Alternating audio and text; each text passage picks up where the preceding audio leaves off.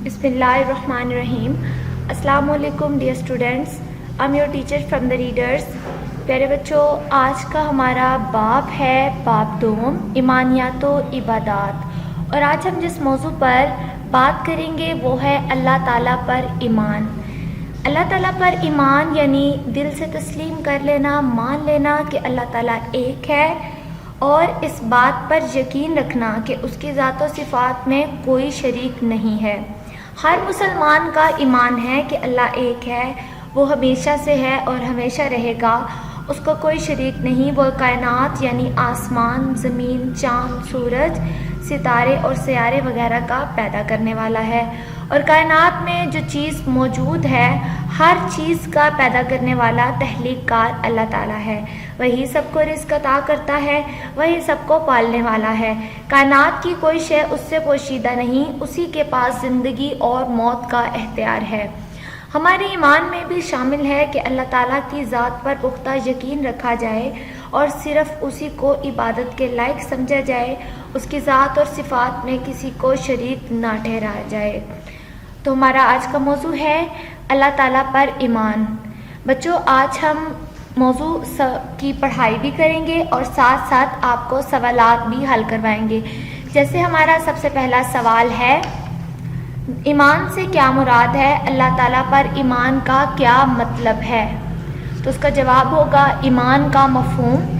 ईमान से मुराद है मान लेना, दिल से तस्लीम कर लेना, यानी हक़ को हकीकत जानकर इस पर यकीन कायम कर लेना। हर मुसलमान का ईमान है कि अल्लाह ताला एक है, वो हमेशा से है और हमेशा रहेगा, इसका कोई शरीक नहीं। वो कायनात यानी आसमान, ज़मीन, चाँद, सूरज, सितारे और सियारे वगैरह को पैदा करने वाला है, और कायनात में मौजूद हर चीज़ का, हर शय का मालिक है। वही सबको रिज़्क़ देने वाला है, वही सबको पालने वाला है। कायनात की कोई शय उससे पोशीदा नहीं। यह हमारे प्यारे पहले सवाल का जवाब यहाँ तक है। आगे हम पढ़ाई करते हैं। उसी के पास ज़िंदगी और मौत का इख्तियार है, वो हर ऐब से पाक है, हर चीज़ पर पूरी कुदरत रखता है, कोई उसकी बराबरी करने वाला नहीं। कायनात की हर शय उसके हुक्म की पाबंद है।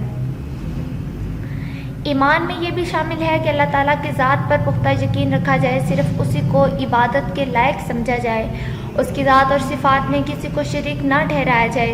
अल्लाह ताला की तरफ से इंसानों की हदायत के लिए भेजी गई आसमानी किताबों और तमाम अंबिया और रसूलों को सजा तस्लीम किया जाए। हज़रत मोहम्मद सल्लल्लाहु अलैहि वसल्लम को क़यामत तक के लिए आखिरी रसूल और आखिरी नबी तस्लीम किया जाए, और कुरान करीम को अल्लाह ताला की भेजी गई आखिरी किताब तस्लीम किया जाए। आगे हम मज़ीद पढ़ाई करते हैं और सवाल नंबर 2 और 3 के जवाबात भी साथ साथ हल करते हैं। जैसे सबसे पहला सवाल है, हमारा सबसे पहला सवाल है तौहीद के लुग़वी माने क्या है? अब देखिए जवाब, तौहीद मानी और मफ़हूम।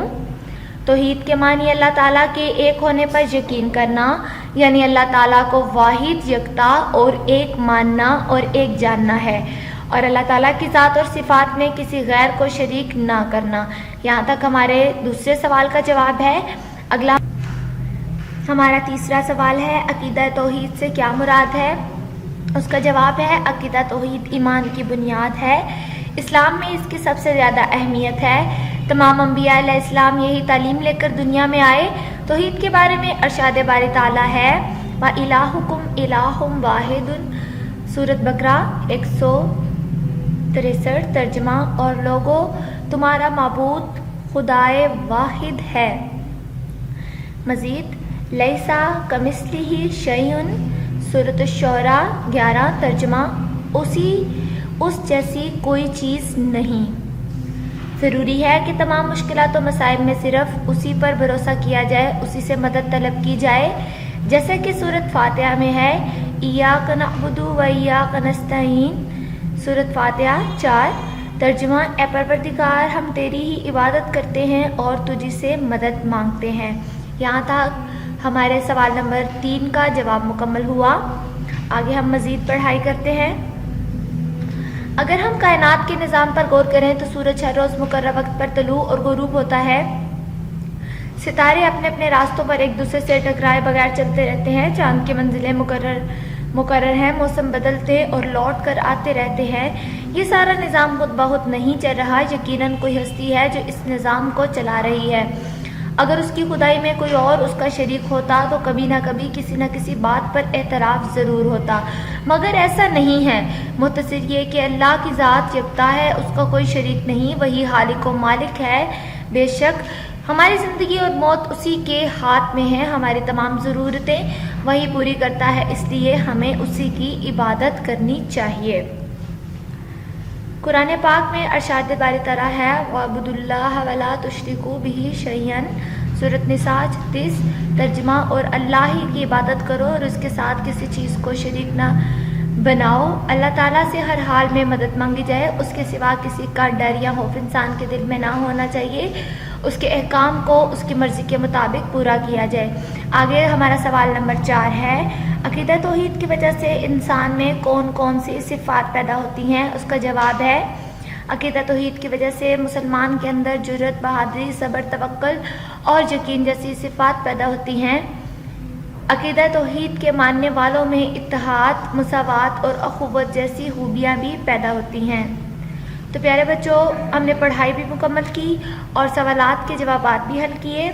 آپ نے سوال نمبر 1، 2، 3، 4 یاد کرنے ہیں اور جوابی کاپی پر لکھنے ہیں۔ شکریہ، اللہ حافظ۔